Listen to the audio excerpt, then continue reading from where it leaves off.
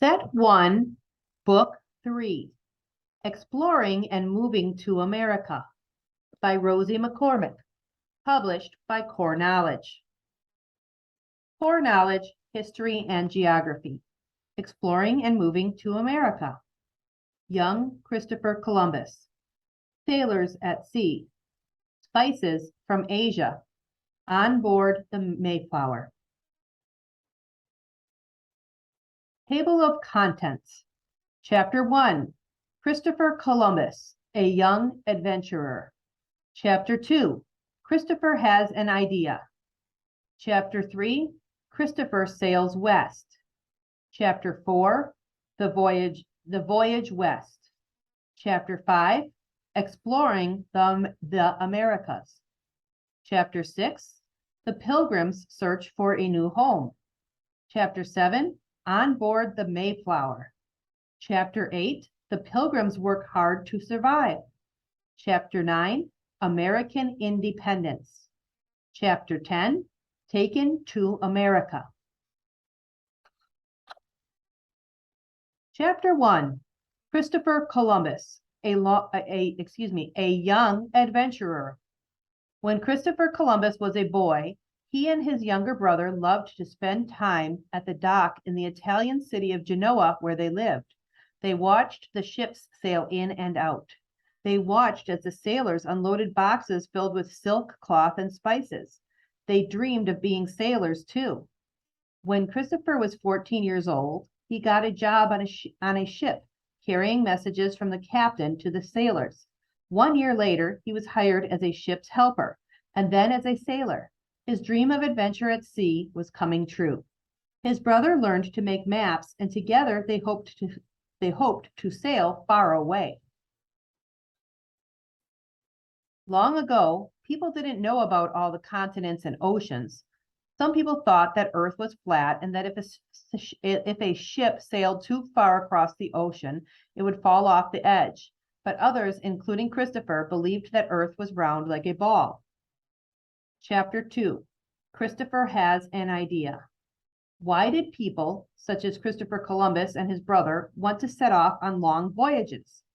The main reason was that people wanted to trade or buy and sell such things as spices and silk that were not found in Europe. Trade could make people rich. In Christopher Columbus's time, there were no refrigerators to keep food fresh. Europeans often ate food, especially meat, that was not fresh. People used spices such as cloves, pepper, cinnamon, and nutmeg to make food taste better. Many of these spices could only be found in a faraway part of the world that Europeans called the Indies. Today, this part of the world is known as Asia. A voyage to the Indies and back again was long and dangerous. After sailing part of the way across seas or oceans, some people then carried goods on camels across hot, sandy deserts. Many times they were robbed or got lost or ran out of water. Sailing ship. Christopher had an idea. If Earth was round, maybe he could sail west around the world and reach the Indies that way. The whole voyage could be made by ship across the Atlantic Ocean, with no need to travel across hot, dry deserts. Many more spices and other goods could be carried on ships than on camels. Camels were called ships of the desert. Today we know that if you sail west across the Atlantic Ocean from Europe, you reach the Americas, or North and South America. But of course, Christopher didn't know this. Long ago, many people thought there was nothing but ocean if you sailed west. Christopher needed someone to believe he could sail across the Atlantic Ocean, the second largest ocean on Earth. Chapter 3, Christopher sails west. For many, many years, Christopher planned his voyage. He also searched for someone rich enough to pay for this risky adventure. Finally, he had the chance to meet King Ferdinand and Queen Isabella of Spain. He told them about his idea of reaching the Indies by sailing west across the Atlantic Ocean. The Spanish king and queen did want to find an easier way for their ships to get to the Indies. They wanted to trade their cloth, glass, and tools for spices, silk, jewels, and gold. Spain would become rich if Christopher's plan worked. King Ferdinand and Queen Isabella decided to pay for the voyage. Now Christopher could start his great adventure. The King and Queen of Spain gave Christopher 3 ships, the Nina, the Pinta, and the Santa Maria. Each ship had a captain. Christopher Columbus was the captain of the Santa Maria. The 3 ships were small, but they were strong enough to sail across the stormy waters of the Atlantic Ocean. Columbus found sailors who wanted to go with him to the Indies. They loaded the ships with enough food and water to last a year, as well as with things they could trade. They also took firewood, cooking pots, medicines, fishing lines, swords, and guns. When everything was ready, they set off across the wide blue ocean. Chapter 4: The Voyage West. The 3 ships sailed across the ocean. The sailors were not sure of what they might find. There might be pirates or even sea monsters. If things went wrong, no one would be able to help them. Still, the sailors kept busy. They cleaned the decks and they fished in the ocean. Each day, 2 or 3 sailors cooked a meal for everyone on their ship. At night, the sailors slept on the deck. There were no beds. Only the 3 captains had their own small cabins. On stormy nights, the men tied themselves to the ship's rails so they wouldn't fall into the ocean. Christopher and his men sailed for many weeks, but they did not find any land. The men began to be afraid. What if Earth really was flat and they sailed right off the edge? What if they ran out of food and water in the middle of the ocean? The sailors wanted to return home, but Christopher was still sure his plan would work. Then one day, small birds flew alongside the ship. The sailors knew that small birds often flew near land. Soon after, a sailor spotted something. "Land, land," he shouted. After almost 2 months, the sailors were excited to see a sandy beach and beautiful green trees. They had found an island. In his diary, Christopher wrote down the date, October 12th, 1492. Picture is of a seabird. Chapter 5: Exploring the Americas. Even though the island they found was home to the Taino, a people who lived and farmed on the island, Christopher named it San Salvador. He placed a flag in the sand. When Christopher met some of the Taino, he called them Indians because he thought he had arrived in the Indies. Christopher and his men spent a few months exploring other islands, including Cuba. The Taino lived on these islands too. The islands had palm trees and white sand. Christopher and his men collected some gold, tobacco plants, pineapples, and wild turkeys to take back to Spain. When Christopher arrived back in Spain, he was treated as a hero. The king and queen were happy with him. They agreed to pay for more ships so that he could sail back across the ocean. Christopher made 4 more voyages across the ocean looking for gold, spices, and jewels. Chapter 6: The Pilgrims Search for a New Home. More than 100 years after Christopher Columbus sailed across the Atlantic Ocean, another group of Europeans also set off. They were traveling to what is today the United States of America. Their story is a little different from that of Christopher Columbus. Let's meet them and find out about the adventures they had. Elizabeth stood with her parents ready to board a ship named the Mayflower. Elizabeth and her family were leaving Plymouth, England, to sail to America. Elizabeth, her parents, and friends were known as pilgrims. The pilgrims were making this voyage so that they could live in a place where they could worship God in their own way. The Mayflower had been loaded with things the pilgrims would need for the voyage and for when they arrived. There were axes and saws for building homes, hooks and lines for fishing, seeds for their gardens, and warm clothes for the winter. There were also barrels of water, dried meat, vegetables, biscuits, and cheese.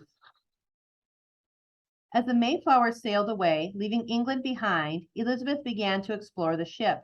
The first thing she noticed was that it was crowded. Below deck was dark and stuffy. In the darkness, she saw that there were hammocks for people to sleep in.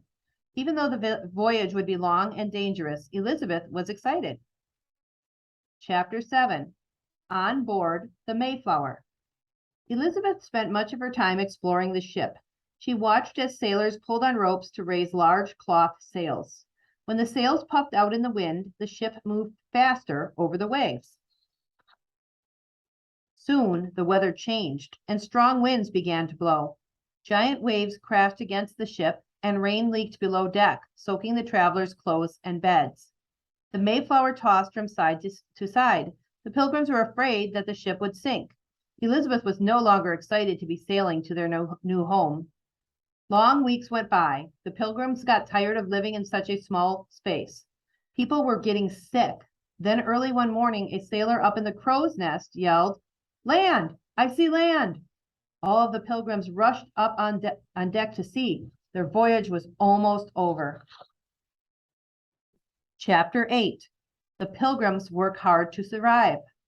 Some of the Pilgrims set off first to find a good place to settle. They finally chose a place they called Plymouth after the town they had left behind. Elizabeth couldn't help but wonder if there would be strange creatures in the forests. Would the Wampanoag and other Native Americans welcome them? The Pilgrims had arrived just as the weather was turning cold. They needed to build homes as quickly as they could. They worked hard cutting down trees. They would use the wood to build their homes. Not only was it getting cold, they were worried they might run out of food. To stay warm, the women and children stayed on board the Mayflower. During that first winter, many of the Pilgrims became sick and died. It was a sad time for the Pilgrims. By springtime, many of the Pilgrims were able to move into their new homes. It would soon be time to plant crops so that they would have food to eat. Then one day, a man came to visit the Pilgrims. His name was Squanto, and he was a Native American. Squanto could speak English. Even though the Pilgrims had settled on Native American land, Squanto helped them plant crops such as beans, corn, pumpkins, and other vegetables. Thanks to Squanto, the crops grew well. Soon it was time to harvest them and to celebrate. The Pilgrims decided to have a feast of Thanksgiving. They invited their Native American friends. At the feast, people ate deer, turkey, corn, beans, pumpkins, and freshly baked bread. They gave thanks for the food they had to eat. Then everyone enjoyed an afternoon of fun and games. They gave thanks for the food they had to eat. Then everyone enjoyed an afternoon of fun and games. Chapter 9. American Independence. For many years, the Pilgrims and other settlers lived happily in their new home. Because many of these new settlers were from England, they were happy to follow some English laws as well as make their own rules.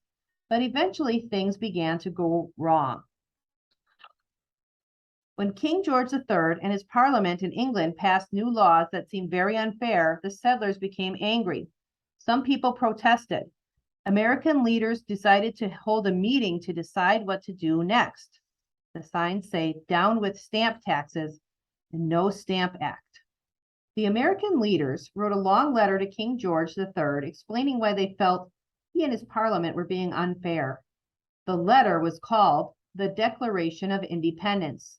The letter explained that the Americans wanted to make many of their own laws. They did not want to follow all of the laws made by the king. King George III did not agree with the Declaration of Independence, and he sent his army to fight the Americans. The Americans had a great leader named George Washington. He helped America defeat King George's army. George Washington.